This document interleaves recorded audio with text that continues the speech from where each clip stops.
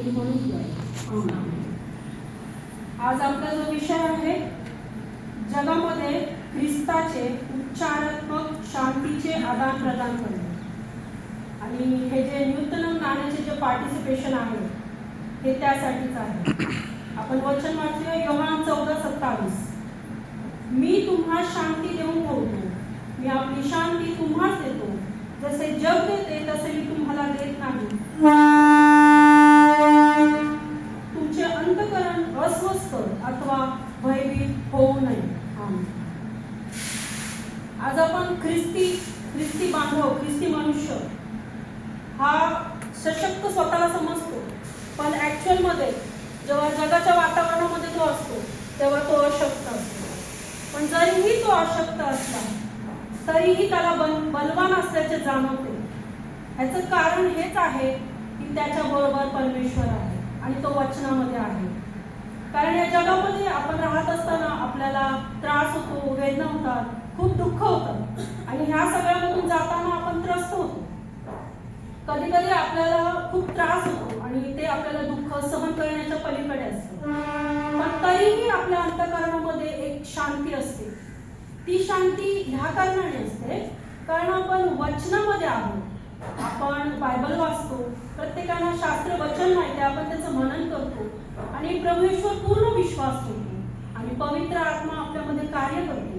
ह्याच्यामुळे आपल्याला जे वेदना आहेत त्या होत नाही आणि आपल्याला अंतःकरणामध्ये शांती ही मिळते. आणि ही अंतःकरणामध्ये शांती आपल्याला कशी मिळते? कारण आपण पवित्र आत्मा आपल्यामध्ये जेव्हा काम करतो त्याच्याच द्वारा आपण प्रभू येशूला स्पर्श करू शकतो. कारण पवित्र आत्मा प्रभू येशूने आपल्याला कैवारी म्हणून दिलेला आहे आणि ती शांती टिकून राहण्यासाठी आपल्याला पवित्र आत्मा मदत करत असते. आणि या शांतीचा अनुभव आपण कशा प्रकारे घेऊ शकतो?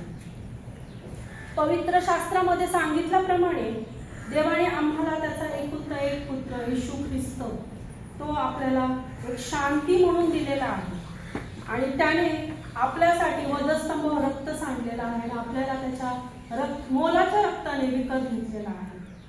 तर देवाने मनुष्याला आत्म्यासह निर्माण केलेला आहे. पण तो आत्मा जर येशू ख्रिस्ताचं वचन आपल्या हृदयामध्ये नसेल, प्रभू येशूला जर आपण परिधान केलेलं नसेल, तर तो आत्मा आपला मेलेलाच असेल. जर आपण परमेश्वराच्या वचनाप्रमाणे वागतो, प्रभू येशूचा अनुभव घेतो, पवित्र आत्म्याला आपण स्वीकारतो, तो आपल्या हृदयामध्ये काम करतो आणि प्रभू येशूलाच आपण प्रथम स्थान देतो, तर आपला आत्मा जो आहे तो संजीवन असतो, म्हणजे तो जिवंत असतो. कारण आत्मा सर्वांनाच आहे पण पवित्र आत्मा हा महत्वाचा आहे. आपण रोमकरास पत्र 8वा अध्याय 6 वचन वाचू.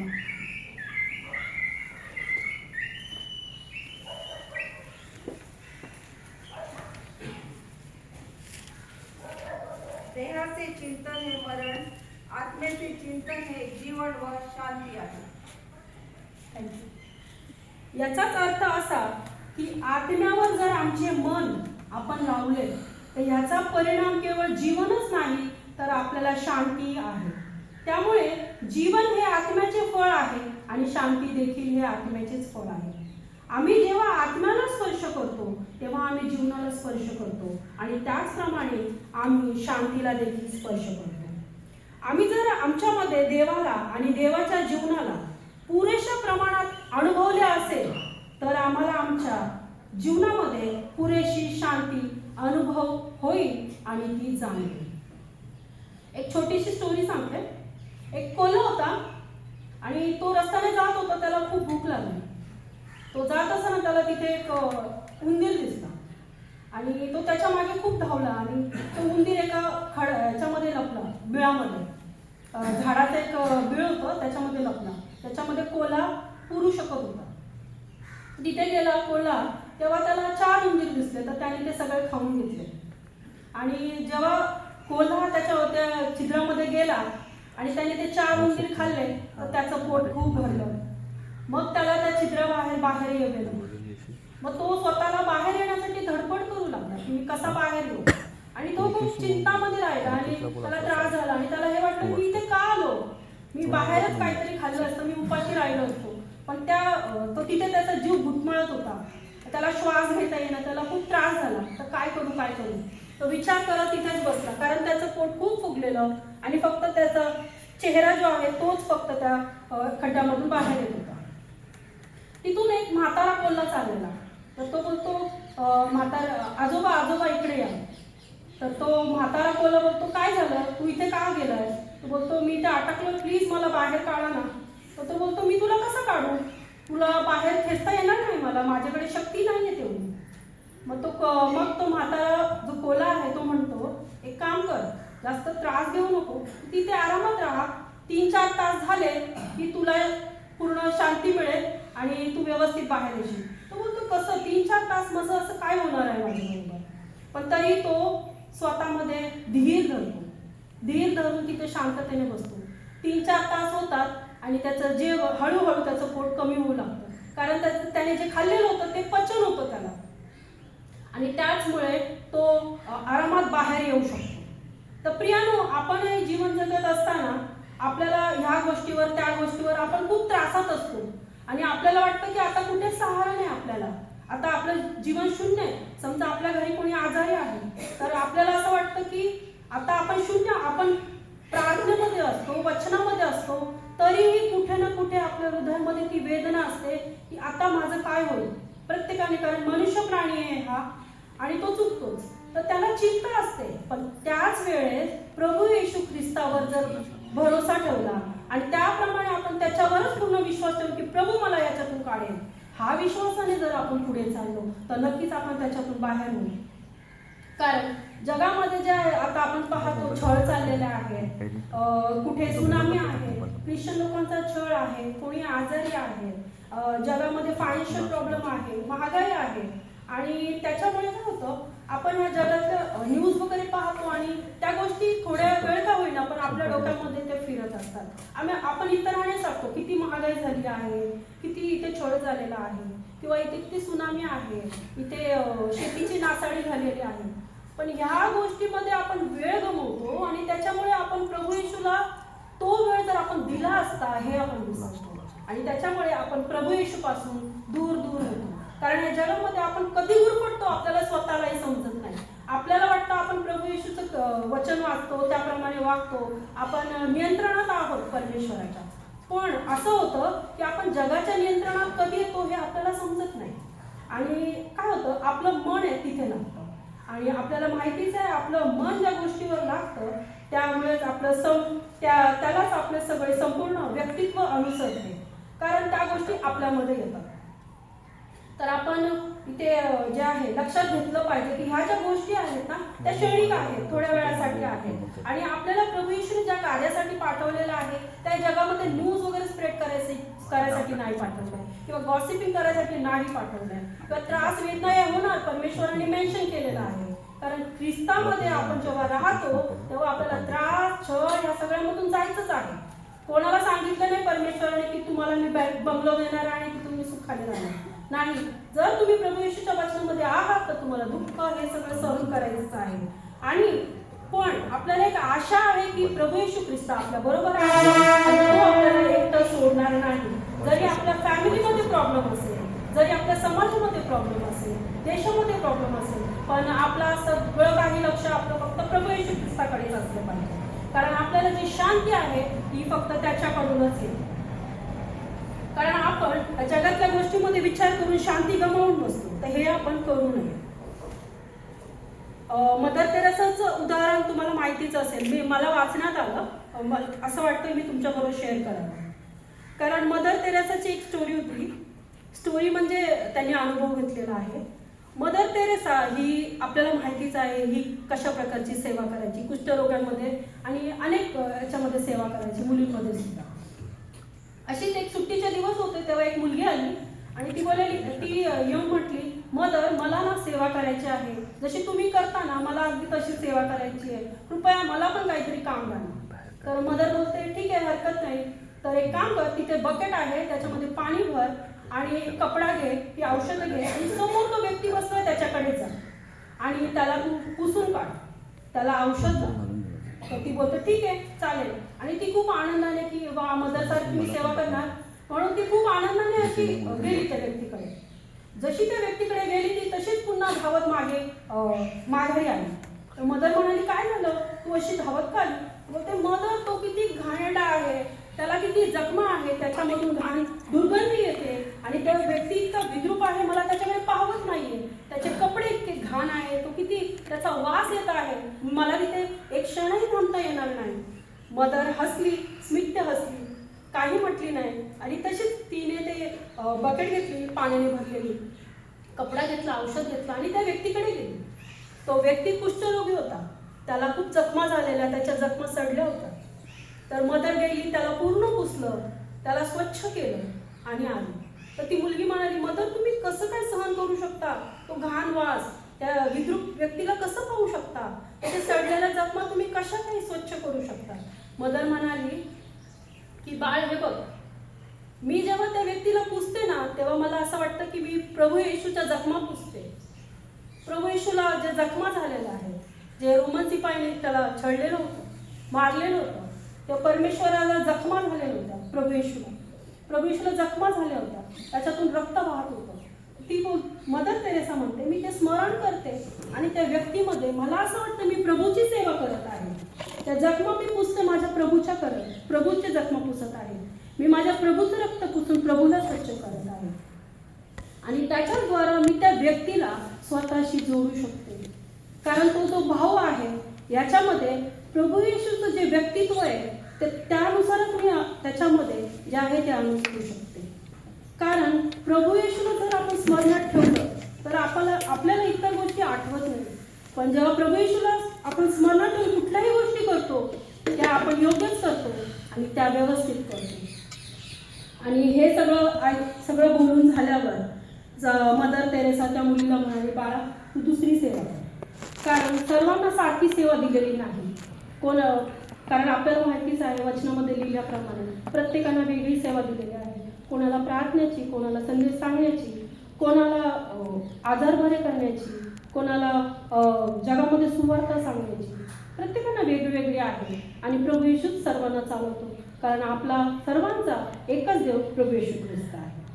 कारण आपण जेव्हा प्रभू येशूवर विश्वास ठेवतो, याच्यामुळे आपलं असं होतं की आपलं जे व्यक्तिमत्व आहे ते प्रभू येशू ख्रिस्ताचं व्यक्तिमत्व आपल्यामध्ये येऊ लागतं आणि आपल्या जीवनामध्ये जे आहे ती शांती मिळते. कारण आपल्याला पवित्र आत्मा, प्रभू येशू ख्रिस्ताने पवित्र आत्मा जो दिलेला आहे तो आपल्याला सहाय्य आणि मदत दिलेला आहे. आणि देवाने आपल्याला त्याचा एकुलता एक पुत्र प्रभू येशू ख्रिस्त हा एक आशा म्हणून दिलेला आहे. आणि आशा म्हणून आपणा सर्वांसाठी दिल्यामुळे आपल्याला प्रभू येशूमध्ये एक आशा आहे. आणि आशा काय करते? रोमकरास पत्र 5 अध्याय 5 वचन.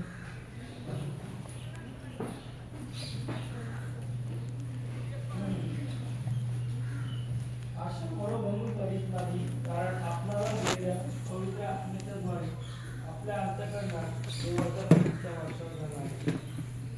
थँक्यू. आणि आपल्याला कळालेलंच आहे आता का आपल्याला प्रीतीचा वर्षाव कुठून झालेला आहे? पवित्र आत्म्याच्या द्वारे आणि प्रभू येशू ख्रिस्ताद्वारे. आपल्या मनामध्ये जर कोणाविषयी राग असेल, मत्सर असेल, द्वेष असेल, तर तो आपण इतरांना दोष लावणारा स्वभाव असेल किंवा गॉसिपिंगचा स्वभाव असेल, आपण इतरांबद्दल काहीतरी टोमणे वगैरे देत असेल किंवा कोणाबद्दल हसू, कोणी कमी आहे तर त्याला आपण कमी समजू, हे सगळ्या गोष्टी आपला जो स्वभाव आहे तो आपण पूर्णपणे काढून टाकला पाहिजे. कारण या छोट्या छोट्या गोष्टी आपल्याला पापामध्ये टाकतात आणि ते व्यक्तित्व आपल्यामध्ये येतं आणि आपण त्यानुसार अनुसरतो हे आपण विसरून जातो. आपल्याला समजतही नाही की आपण जगाच्या नियंत्रणामध्ये केव्हा आलेलो आहे. तर ह्याच्यामुळे आपण मनामधला सगळा राग वगैरे सगळं काढून आपण आपल्या दुसऱ्यांना आणि स्वतःला पापाची क्षमा आपण करायची आहे. जर आपण इतरांना पापांची क्षमा करतो तर आपली ही प्रभू येशू पापांची क्षमा करतो.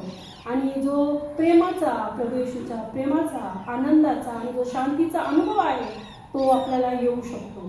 कारण ह्या सगळ्या गोष्टी जर आपल्या जीवनामध्ये आहेत, ह्या गेल्याशिवाय प्रभू येशू ख्रिस्त आपल्या हृदयामध्ये येत नाही. कारण आपण जगामध्ये पाहतो पॉलिटिशियन सुद्धा शांतताचे जे स्वाक्षरी आहे त्याच्यावर करतात. कारण त्यांना सुद्धा शांती हवी आहे. सर्वांनाच लढाया नको आहेत, पण लढाया होतात. आणि शांती करून सुद्धा ते तसे लिमिटेशन्समध्ये राहतात का? नाही. कारण ही जी शांती आहे, जे जग देतं त्याच्यामध्ये मर्यादा आहे. पण प्रभू येशूकडून जी शांती मिळते आपल्याला ती अमर्याद आहे, त्याला काही लिमिटेशन्स नाही. तर आपण वचनामध्ये राहिलं पाहिजे, जागरूक राहिलं पाहिजे आणि देवाच्या वचनामध्ये स्वतःला पूर्णपणे आपल्या अंतःकरणपूर्वक प्रभू येशूला हृदयामध्ये स्थान दिलं पाहिजे. आपण थोडंसं न्यूटन नाणे ही जी लेडीज म्हणजे आहे पार्टिसिपेशन ह्याच्याबद्दल जाणून घेऊया थोडंसं. कारण याच्यामध्ये सांगितलं, जसं सर्वांनी वाचलेलं आपल्याला कळालेलं आहे, प्रार्थनेच्या द्वारे सर्वांना जोडते. प्रार्थनेच्या द्वारे सर्वांना जोडते याचा अर्थ काय? जेव्हा म्हणजे काही देशांमध्ये इतकं ख्रिश्चनांचा छळ आहे, इतक्या लढाई झाल्या, जे निष्पाप होते ते सुद्धा त्यांना सुद्धा त्रास झालेला आहे.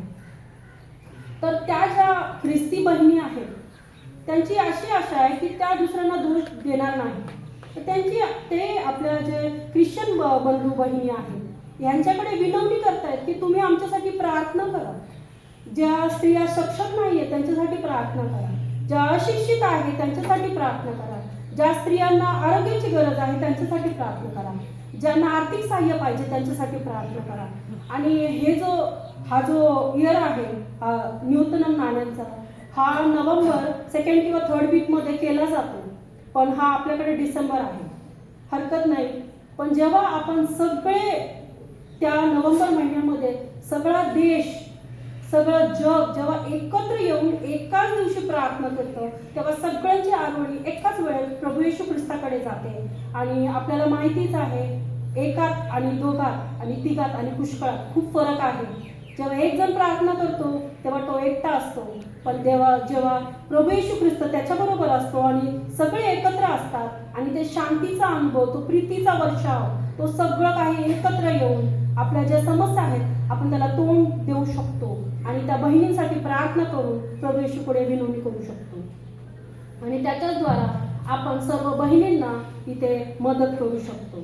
कारण आपल्या सर्वांवर एक जबाबदारी आहे का एकाच दिवसासाठी नाही नोव्हेंबर, तर आपण प्रत्येक दिवशी आपल्या प्रत्येक प्रार्थनेमध्ये, आपल्या घरच्या प्रार्थनेमध्ये असो किंवा चर्चमध्ये प्रार्थना असो, कुठल्याही वेळेस आपण प्रार्थना करत असताना प्रभू येशूकडे आपण त्या स्त्रियांबद्दल मागायचं आहे. कारण जगामध्ये जे चाललेले आहेत ख्रिश्चनांचे हाल सुद्धा, आपल्याला ह्याचा विचार नाही करायचा की त्यांचे हाल चालले तर आमचं काय होईल. नाही, हे सगळं होणारच आहे. नाही तर पवित्र शास्त्राचे वचन पूर्ण कसे होतील, ते पण पूर्ण व्हायलाच पाहिजे. म्हणून आपण प्रार्थना करायची आहे की परमेश्वरा, हे तुझ्या इच्छेनुसार काय होत आहे हे मला माहिती नाही, पण आमच्या बंधू बहिणींचं तू रक्षण कर आणि त्यांना सांभाळ. आणि तसंच कलसेकरास पत्र 3 अध्याय 10 वचन, आणि जो नवा मनुष्य आपल्या निर्माणकर्त्याच्या प्रतिरूपाप्रमाणे पूर्ण ज्ञानामध्ये नवा केला जात आहे त्याला तुम्ही धारण केले पाहिजे. जेव्हा तुम्ही जीवनामध्ये जे काही अडखळण आहेत, जे मी सांगितले आताच तुम्हाला, जे काही त्रास, वेदना, दुसऱ्यांबद्दल गॉसिपिंग, हे सगळे जे आमचे विचार आहेत, दैहिक आहेत, हे सर्व जेव्हा आपण काढतो तेव्हा प्रभू येशू ख्रिस्तामध्ये आपला नवीन मनुष्य निर्माण केला जातो. आणि प्रभू येशूच्या प्रतिरूपाप्रमाणे आपल्यामध्ये प्रभू येशूने जे शिकवणी दिलेल्या आहेत, ज्या आज्ञा पाळायला सांगितल्या आहेत, आपण त्याप्रमाणे वागायला सुरुवात करतो. आणि जे आपले हृदय आहे ते करुणायुक्त हृदय, जे ममता, सौम्यता, सहनशीलता ही धारण करतात. आणि आपण एकमेकांना सहन करून आपण एक दुसऱ्याचं सहन करू शकतो प्रभू येशूच्या शांतीच्या द्वारा. आणि आपण कोणी आपलं जरी वाईट करत असेल तरी आपल्या हृदयामध्ये ती शांतीमुळे आपण त्या व्यक्तीला